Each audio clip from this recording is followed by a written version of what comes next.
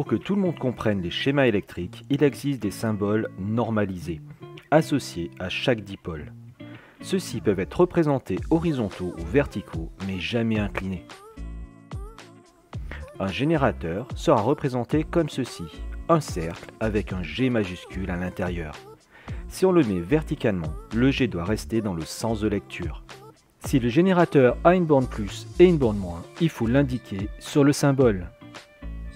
Une pile, même si elle est un générateur, a un symbole qui lui appartient. Deux barres parallèles, la plus grande étant le plus.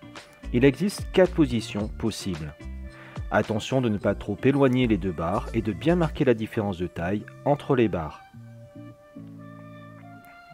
Une lampe est représentée par une croix dans un cercle.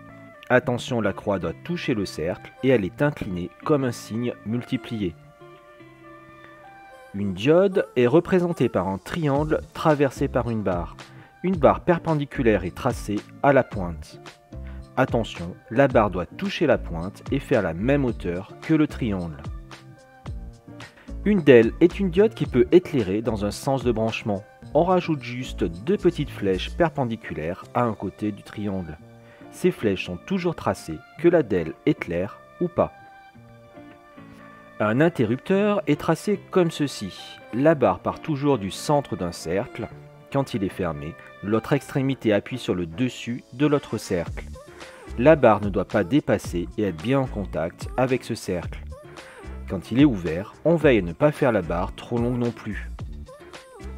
Un moteur est représenté par un M majuscule dans un cercle.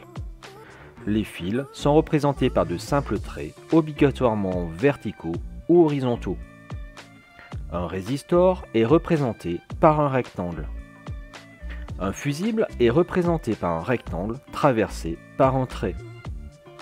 Tous ces symboles doivent être faits à la règle. Je n'impose pas le compas pour les cercles tant que le tracé des élèves ressemble à un cercle, mais à vous de respecter les consignes de vos enseignants.